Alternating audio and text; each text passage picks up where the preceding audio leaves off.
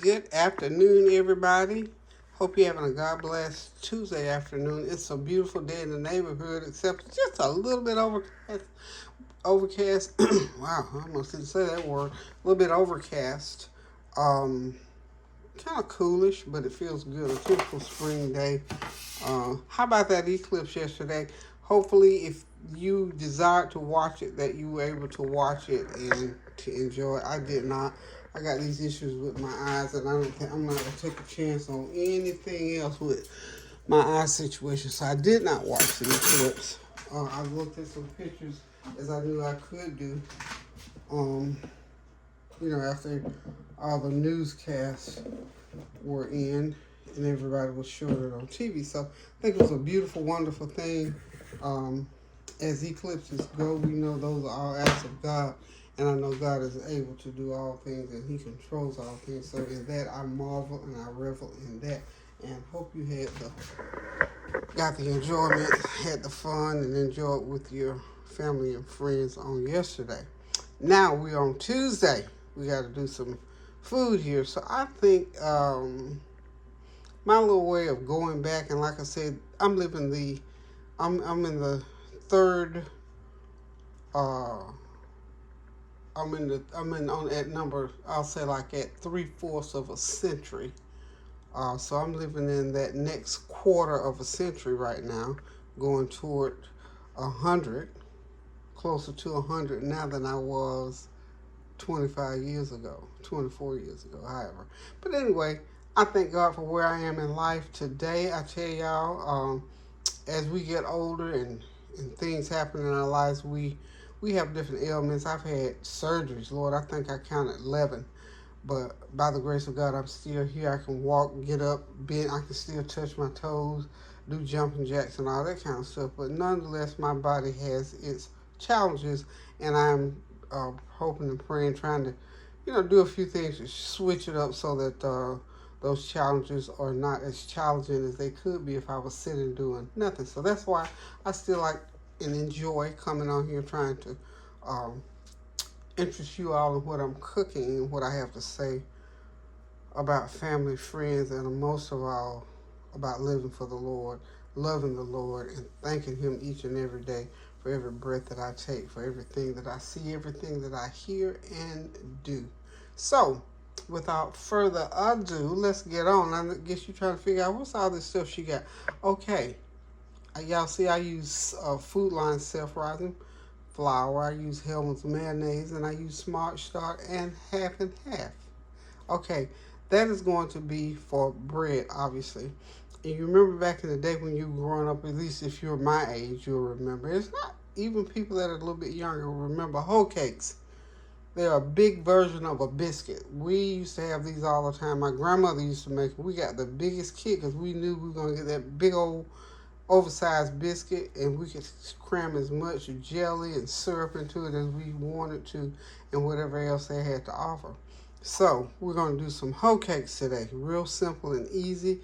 I can remember how my grandma used to do them. I'll add a couple of things that I don't recall that she added. I don't recall that she added Hellman's or Smart Start, because there wasn't Hellman's or Smart Start back then. We surely did not have half and half. We had pet milk and we had lard.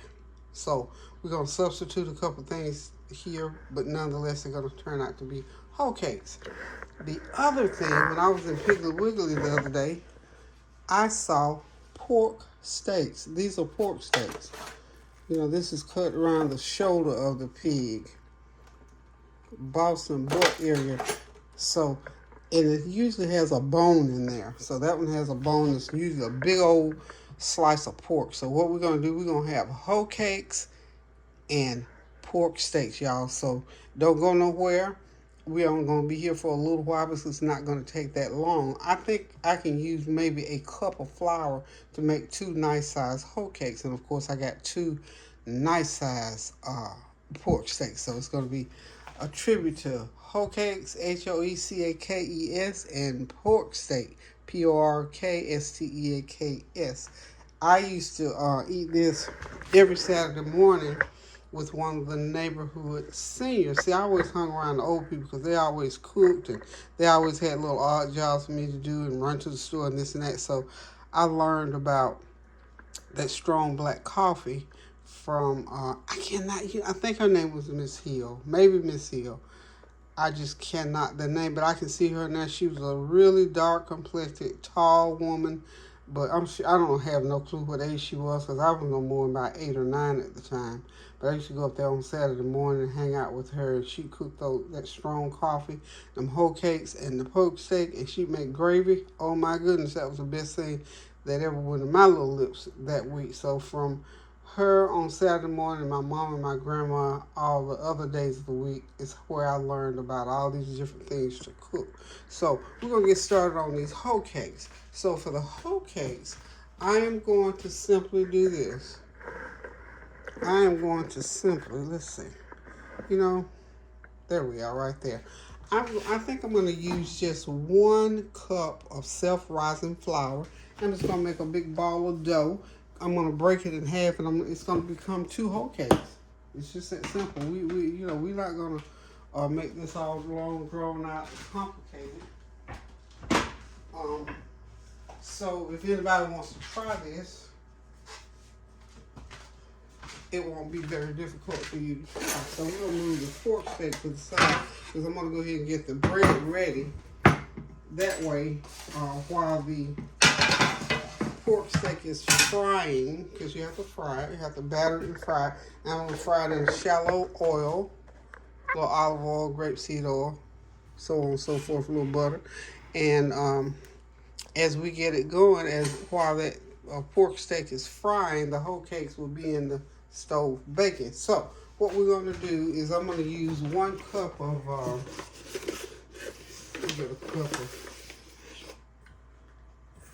okay, got me a good cup of flour, maybe about 1 1/4 of flour, 1 1/4 of flour, there we go. Okay, and then we're going to put about 1/4 cup of butter, 1/4 cup of mayo, and about maybe 1/8 cup of half and half milk. We're going to mix it up real good, and we're going to get it on the baking pan. Put one more little bit, because you got to have a little bit of, do I have gloves over there? Let me see if I can find gloves. Hang tight 1 second. Might make a lot less mess. I'm out of gloves. I thought I was out of gloves. I got gloves somewhere else in the house, but my hands are clean anyway, so we ain't going to worry about that part. So what we're going to go ahead and do at this point is just go ahead and get our mayo and oil. I'm sorry, not oil, but the smart balance in there. This is what I use rather than butter. Now again, if you got lard or butter, you can do the same thing. Just go ahead. Okay, this is going to be the butter that I'm going to use. That's my butter. Okay, that's my butter. It's my smart start. Okay, then I'm going to come in. It's not quite that much mayo. Okay, put that much mayo in there, and we're going to go ahead and get it all mixed in, because we're only going to make 2 of these, right? Okay, we're going to make 2 of these. And what we're going to do is cut the butter and the mayo into the flour. That's what we're doing. It's called cutting it in. You can have a pastry cutter, or you can do it like this, which is what I'm doing. I'm using a fork to cut it in, to get it cut into the flour. And when we get it all nice and cut in, we're going to pour some half and half into it.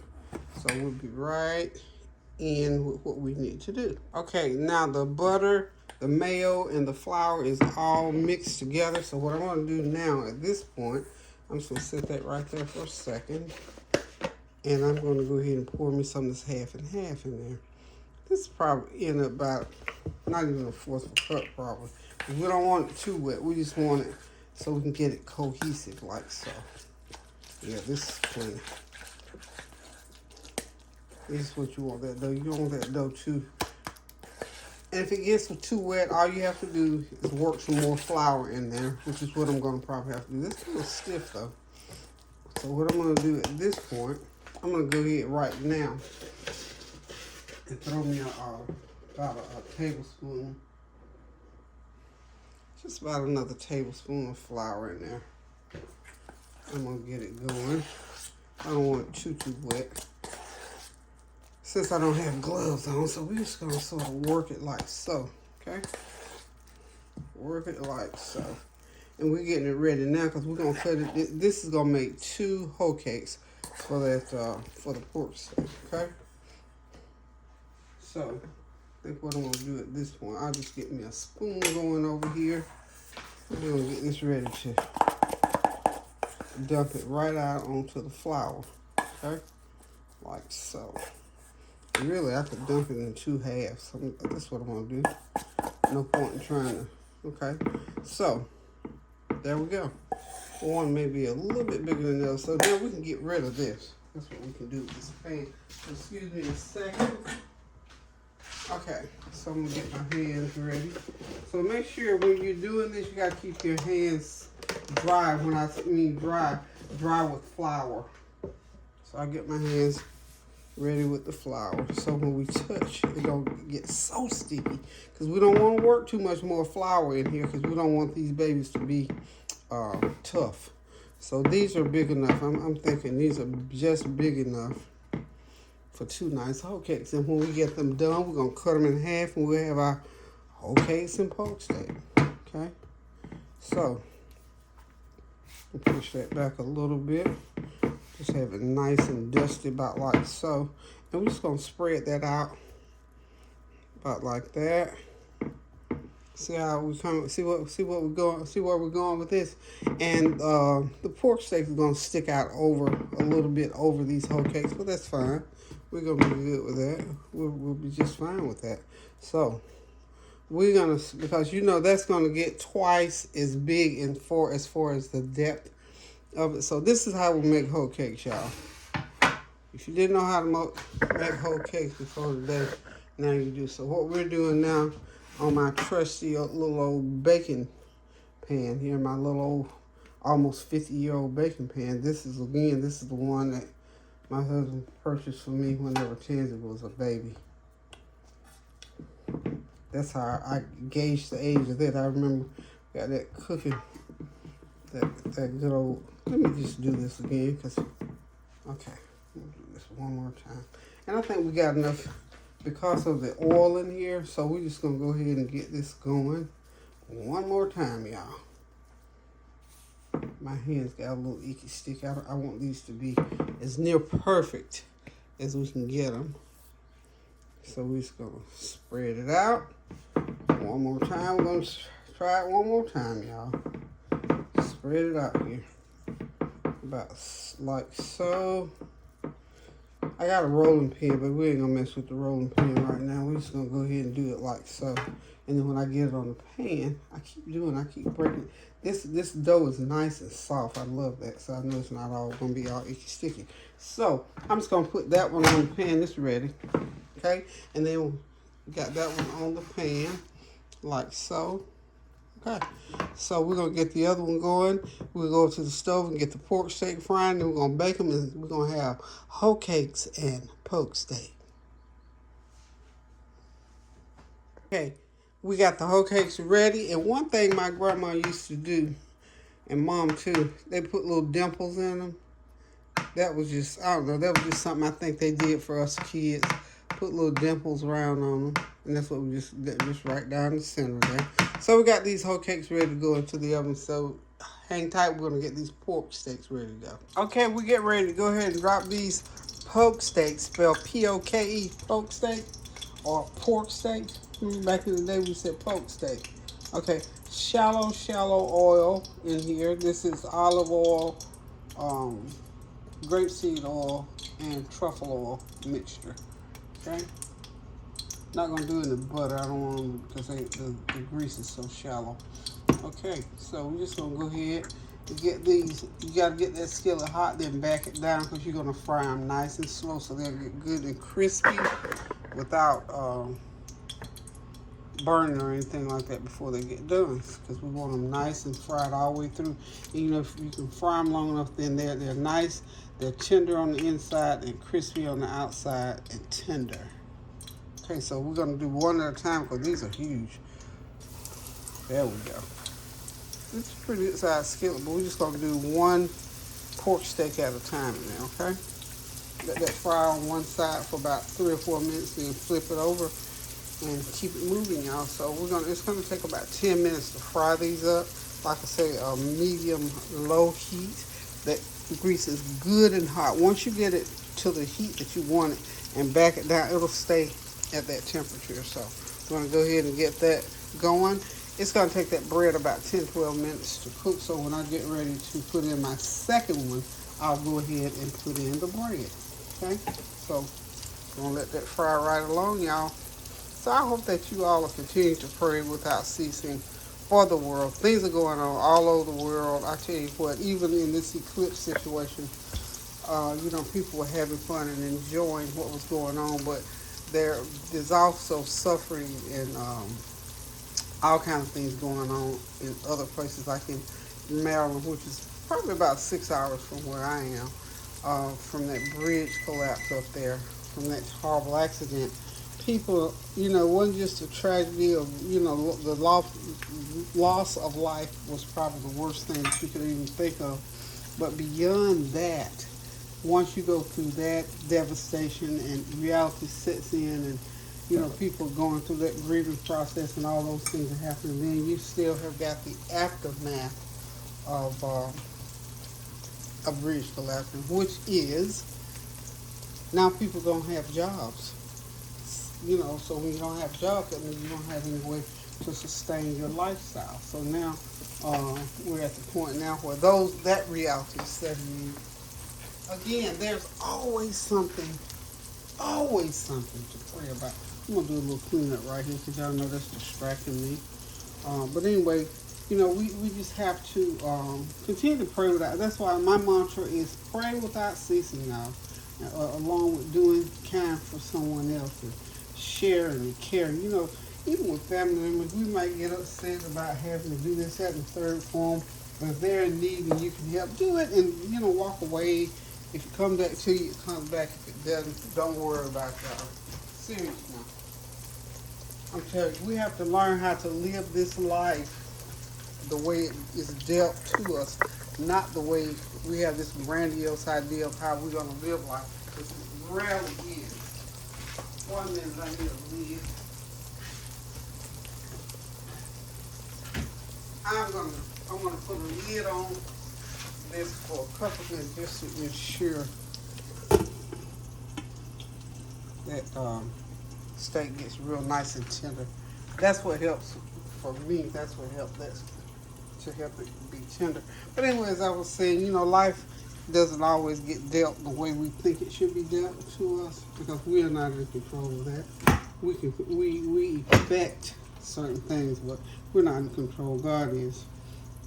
We don't know what He planned to the letter for the outcome, but we know that all things work together for the good of those that love the Lord, and whatever He works out is what should be worked out, is the best outcome. So we're just going to trust God and move right along and continue to pray for our sisters and brothers in Maryland that they're in the morning.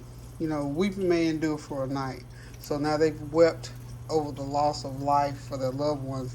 Now, once they come off of that, a lot of them, all the people in that area, so some people have a double-fold grief process to go through.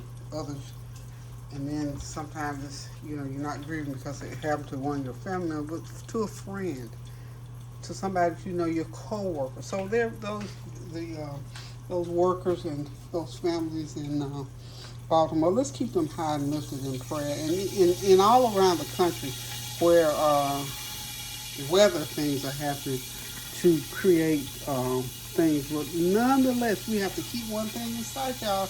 Don't get carried away.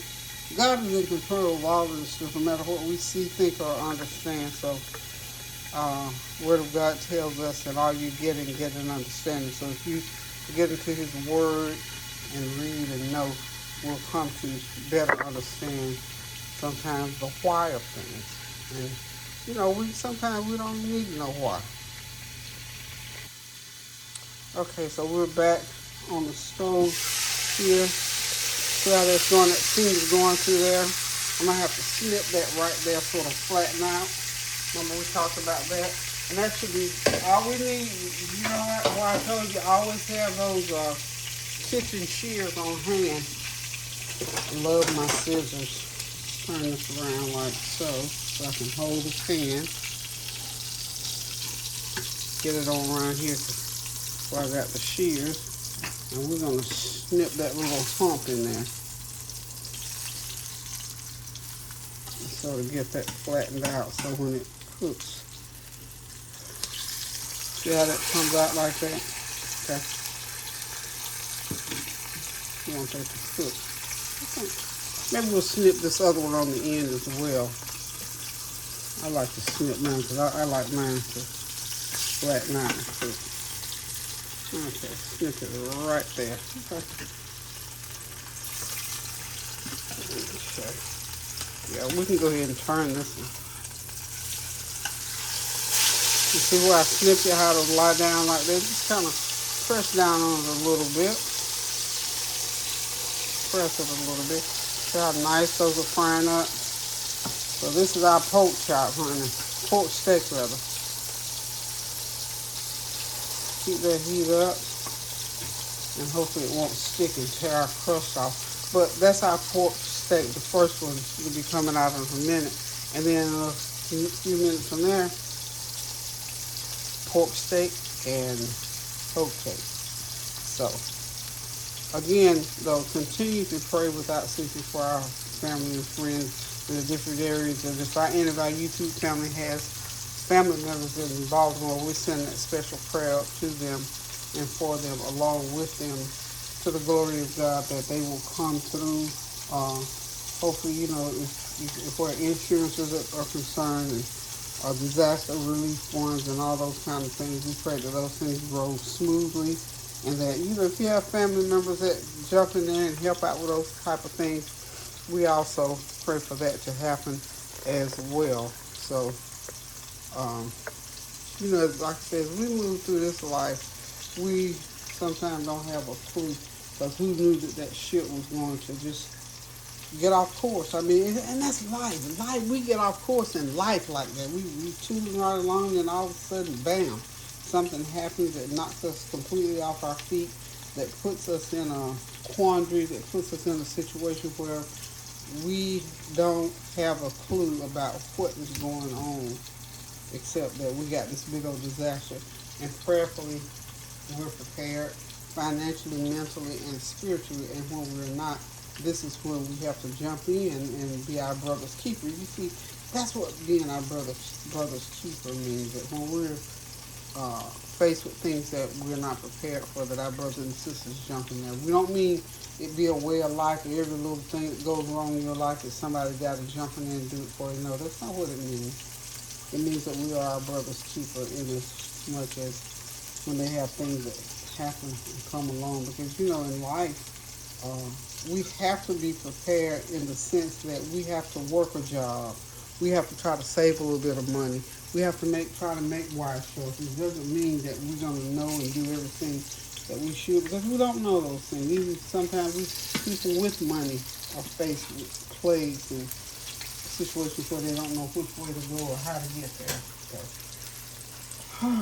Lord, life is going to happen, y'all.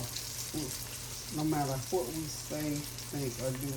Sometimes it goes a little bit easier for some than it does for others. That's why we have to pray without ceasing now. So y'all hang tight, and when we come back, we're going to finish off the rest of the meal. I'll get that second pork chop in there, and then we'll get the bread in the oven. Okay, y'all, as this first chop pork steak rather is getting ready, just want to say, for me this is nostalgia, pure straight up nostalgia. Haven't cooked pork steak in years, literally, but this just brings back so many childhood good memories. Like I said, make those good memories. And I thank my parents, my mom especially, and my grandmother, for making those good memories with me. Um,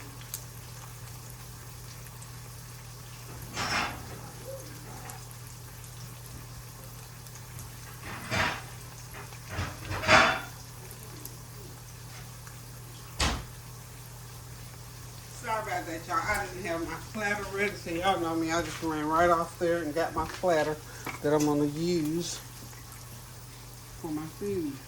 I'm not draining anything off simply because I want my oil in my, this is my oil fix. Okay, so that one is ready to come out of there. Do this right quick.